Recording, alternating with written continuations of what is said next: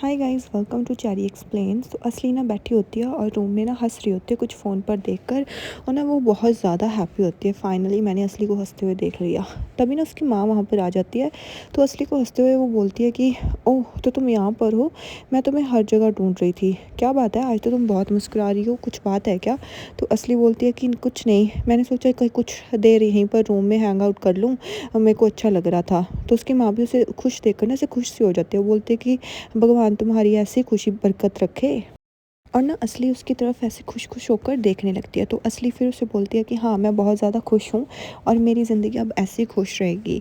तो फिर ना वो अपनी माँ को बताती है कि आपको पता है क्या, आतिश और मिर्ज़ान का ब्रेकअप हो गया है और इसलिए मैं बहुत ज़्यादा खुश हूँ कि मिर्ज़ान और आतिश हमेशा के लिए अलग हो गए हैं। इतना सुनते ही ना उसकी माँ से उसकी तरफ ऐसे हैरानी से देखने लगती है। तो वो बोलती है कि अब भगवान चाहेगा तो मैं इस मिर्ज़ान से ना अपना जल्द ही पीछा छुड़वा लूँगी और मिर्ज़ान मेरी ज़िंदगी से हमेशा के लिए चली जाएगी और मैं अकेली रह जाऊँगी फिर आतिश की ज़िंदगी में। और इससे ना मेरी ज़िंदगी में और भी बहुत ज़्यादा खुशियाँ आ जाएंगी, क्योंकि मैं बहुत ज़्यादा खुश हूँ इस बार। फिर ना उसकी माँ कहती है कि तुम पागल हो गई हो, भगवान के लिए ऐसा बिल्कुल भी मत सोचना कि ये तुम्हारे पास आ जाएगा आतिश।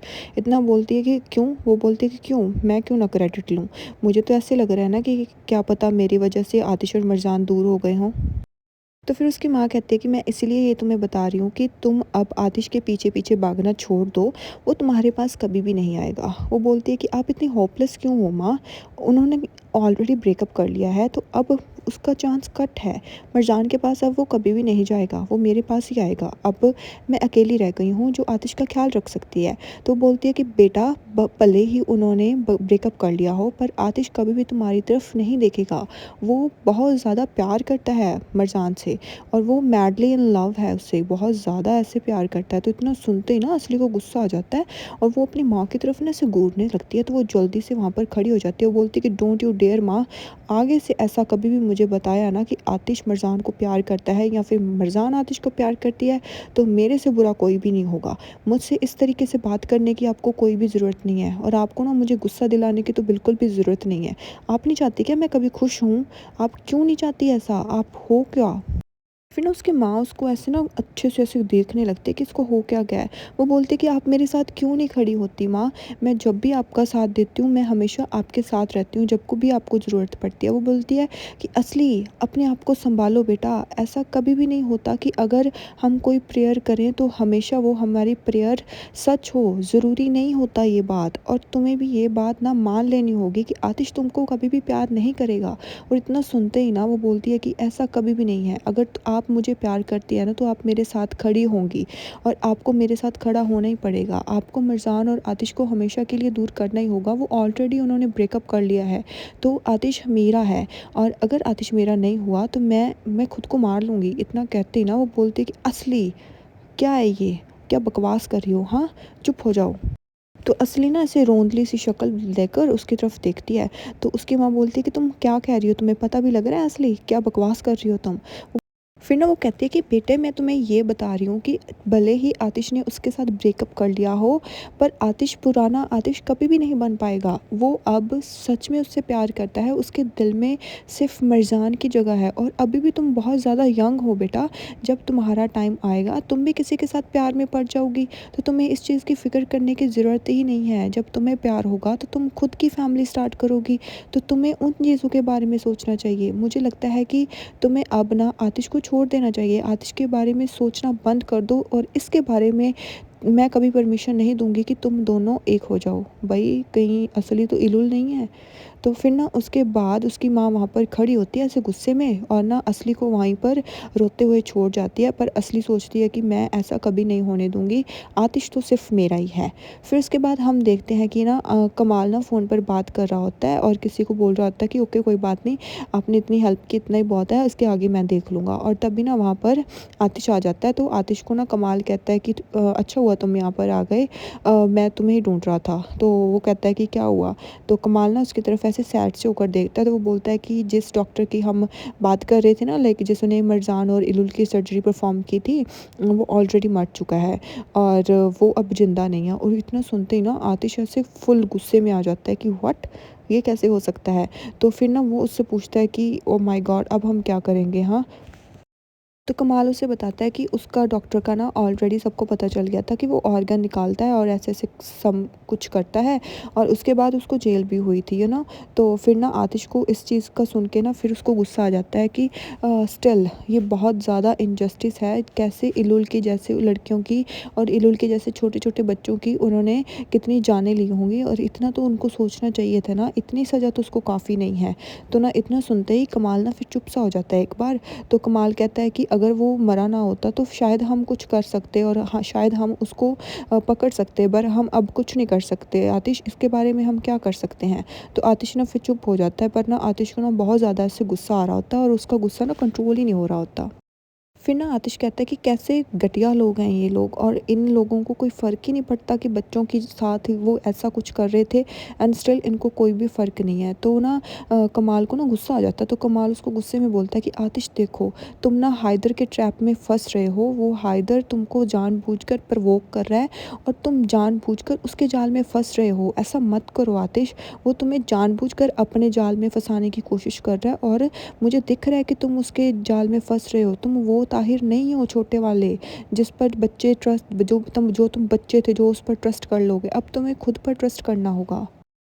खुद पर ट्रस्ट करो और खुद सोचो कि अभी तुम्हें क्या करना है। अब हाइदर का सबसे जो बड़ा एनिमी है, दुश्मन है, वो तुम हो और वो तुमसे नहीं सुलझ पा रहा है, इसीलिए वो तुम्हारे साथ ऐसा कुछ प्लान्स कर रहा है।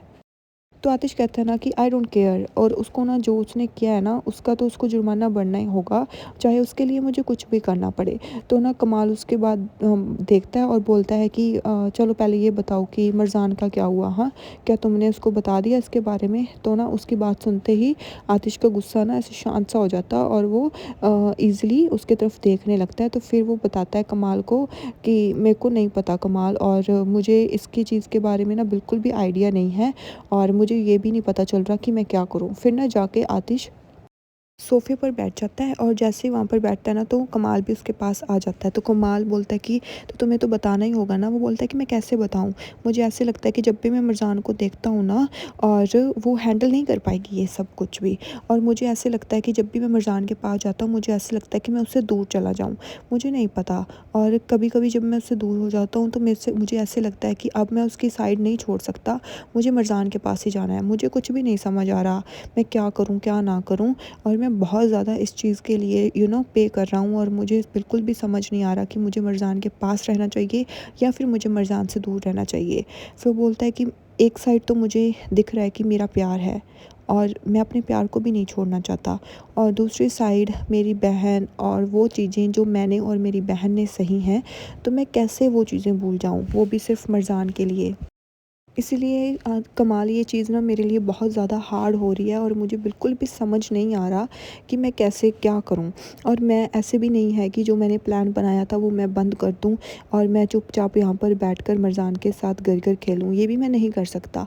और इतना कहते ही ना आतिश वहाँ से उठ जाता है, तो कमाल वहाँ पर बैठा रहता है। तो कमाल ना फिर सोचता है अपने मन में ही कि आतिश देखो, मुझे पता था कि तुमने जब प्लान बनाया था ना तो तुमने सब कुछ उस प्लान में इंक्लूड कर लिया था कि तुम्हें कैसे हैंडल करना है सब कुछ, पर उस टाइम तुमने प्यार को उस चीज़ में ऐड ही नहीं किया था। तब क्या पता था कि तुम्हें इतना ज़्यादा प्यार हो जाएगा और तुम उस चीज़ को हैंडल ही नहीं कर पाओगे। फिर हमें दिखाया जाता है कि मरजान ना रूम में आ जाती है। जैसे ही वो रूम में आती है ना तो वो बहुत ज़्यादा अपसेट होती है क्योंकि आतिश ने उसके साथ ब्रेकअप कर लिया होता है, और वो बहुत ज़्यादा ऐसे रो रही होती है जैसे ही रूम में आती है, और वो रूम को ऐसे देखने लगती है और आतिश के लाइक ब्लैंकेट वगैरह सब कुछ देखने लगती है। फिर ना धीरे-धीरे वो उधर उधर की तरफ जाती है और जहाँ पर वो सोता था, तो वो जो जिस कंबल पर लाइक वो जिस सोफ़े पर वो सोता था ना उस कंबल पर हाथ लगाने लगती है और लाइक वो जस्ट आतिश को फ़ील करना चाहती है। वॉव! How romantic.